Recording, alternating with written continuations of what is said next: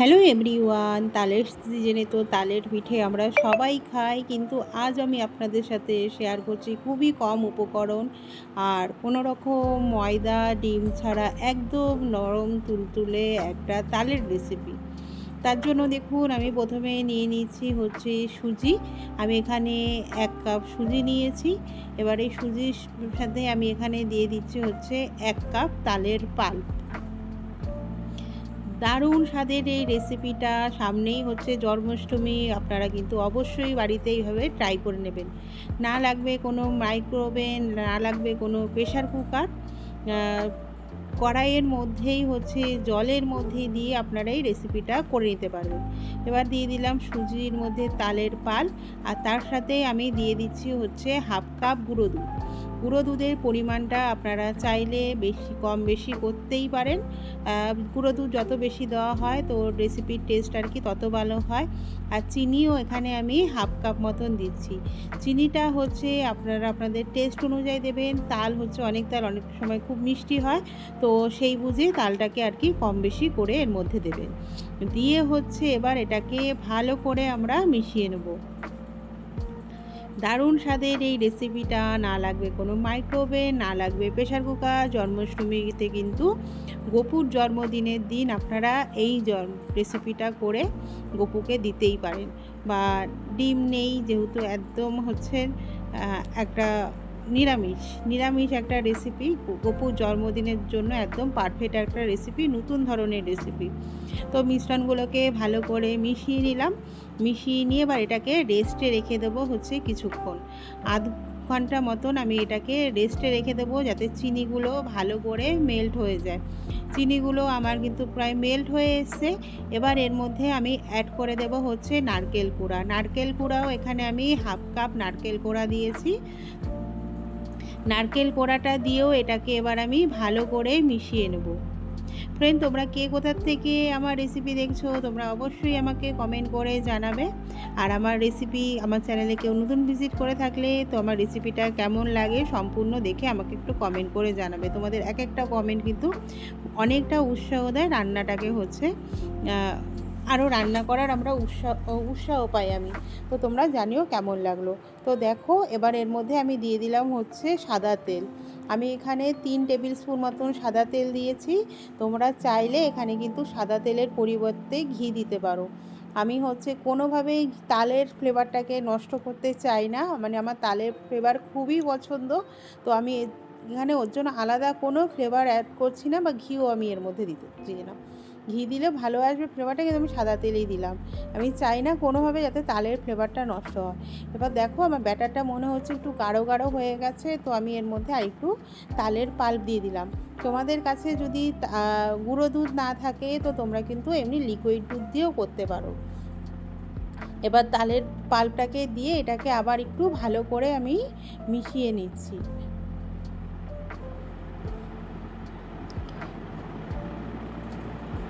Friend, তোমরা কি কখনো এইভাবে হচ্ছে সুজির মধ্যে তাল দিয়ে এরকম রেসিপি কখনো করেছো? করলে কিভাবে করেছো সেটা কিন্তু তোমরা আমাকে কমেন্ট করে অবশ্যই জানাবে। তো দেখো, এটা আমার ব্যাটারটা দেখেই বুঝতে পারছো কীরকম ঘন তৈরি হয়েছে। এবার আমি আরেকটু এর মধ্যে নারকেল কোড়াটা অ্যাড করে দিলাম। এখানে 1/2 কাপ নারকেল কোড়া নিয়েছি। তোমরা নারকেল কোড়া চাইলে একটু কম বেশি করতেই পারো। এবার এর মধ্যে আমি অ্যাড করে দেব হচ্ছে ফুড কালার। ফুড কালারটা সম্পূর্ণ অপশনাল, তোমরা যদি পছন্দ না করো ফুড কালারটা দেবে না। আর এখানে দেখো 1 চা চামচ হচ্ছে আমি বেকিং পাউডার দিয়েছি। 1 চা চামচ বেকিং পাউডার দিয়ে, বেকিং পাউডারটাকে দিয়ে এটাকে বেশিক্ষণ রাখা যাবে না। বেকিং পাউডারটাকে দিয়ে এটাকে হচ্ছে ভালো করে মিশিয়ে নেব, আর ফুড কালারটাকে দিয়ে। আর এর মধ্যে তোমরা চাইলে একটুখানি 1 চিমটে এর মধ্যে একটু লবণ দিয়ে দেবে। লবণ দিলেও, যে কোনো মিষ্টি জিনিসের মধ্যে একটু লবণ দিলে তার হচ্ছে টেস্টটা ভালো ব্যালেন্স হয়। কিন্তু জন্মাষ্টমীতে যদি বানাও, আমি এমনি প্লেন লবণ দিয়েছি, ভিডিওটা স্কিপ হয়ে গেছে, তোমরা কিন্তু সন্দক লবণ দিও।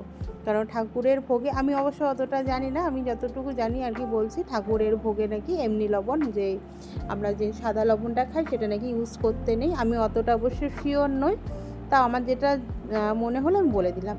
এবার দেখো, একটা বাটি নিয়েছি, মানে খুবই সহজে তোমরা কিন্তু একদম চটজলদি বানিয়ে নিতে পারো। মানে কয়েক মিনিটের মধ্যেই হচ্ছে রেসিপিটা তৈরি হয়ে যায়।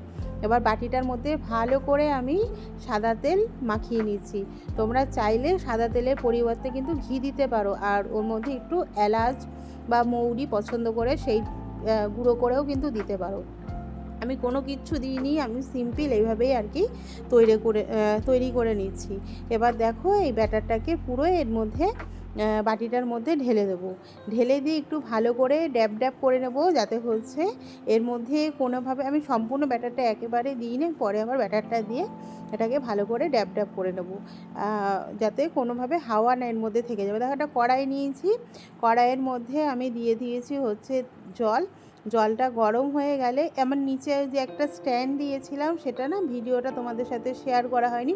নিচে কিন্তু এরকম ডাইরেক্ট পুরো জলের মধ্যে বসাবে না, একটা স্ট্যান্ড দিয়ে তার উপরে বসাবে, আর উপরে কিন্তু একটা ঢাকনা দিয়ে দেবে, নালে কিন্তু যেই জলের স্টিম হবে, স্টিম হলে কিন্তু কেকটার মধ্যে পড়বে, তো ভাল লাগবে না।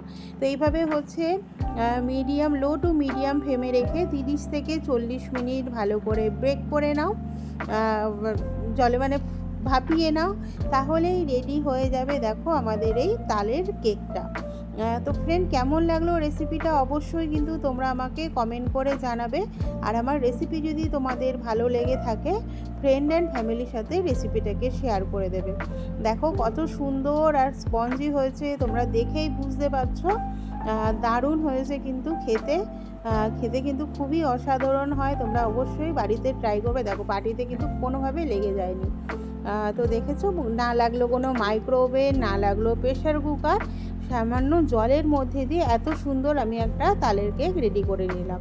তো এবার উপর থেকে আমি হচ্ছে ড্রাই ফ্রুট দিয়ে দিচ্ছি।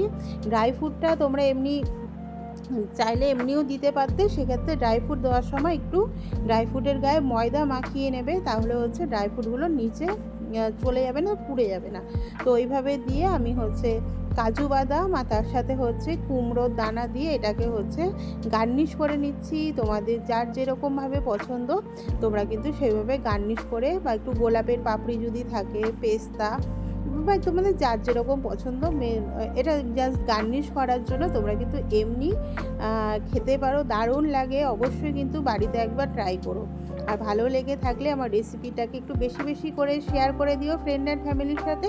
আর চ্যানেলটাকে কেউ নতুন ভিজিট করে থাকলে আমার চ্যানেলটাকে একটু সাবস্ক্রাইব করে দিয়ে পাশে থাকা বেল আইকনটা প্রেস করে দিই, যাতে হচ্ছে আমি নতুন কোনো ভিডিও ছাড়লে তোমাদের কাছে নোটিফিকেশান পৌঁছে যায়, তোমরা আমার সব নতুন ভিডিওগুলো তাড়াতাড়ি যাতে দেখে নিতে পারো। তো দেখো আমার হচ্ছে তৈরি হয়ে গেছে, আমি এবার তোমাদেরকে একটু কেটে দেখাচ্ছি। মানে আমি তোমাদেরকে বলছি এত সুন্দর হয়েছিল রেসিপিটা, মানে মুখে দিলে একদম মিলিয়ে যাবে, দারুণ স্বাদের হয় এই হচ্ছে তালের কেকটা। তো দেখেছো, বেশি কোনো উপকরণ নয়, সামান্য কিছু উপকরণ দিয়ে তোমরা কিন্তু বানিয়ে নিতে পারো। জন্মাষ্টমীতে গপুর জন্মদিনের দিন কিন্তু গপুকে এইভাবে কিন্তু তোমরা কেকটা করে দিতেই পারো। তো থ্যাংক ইউ সবাইকে, সবাই খুব ভালো থেকো, সুস্থ থেকো। আবার দেখা হবে তোমাদের সাথে নতুন কোনো রেসিপি নিয়ে। টাটা সবাইকে।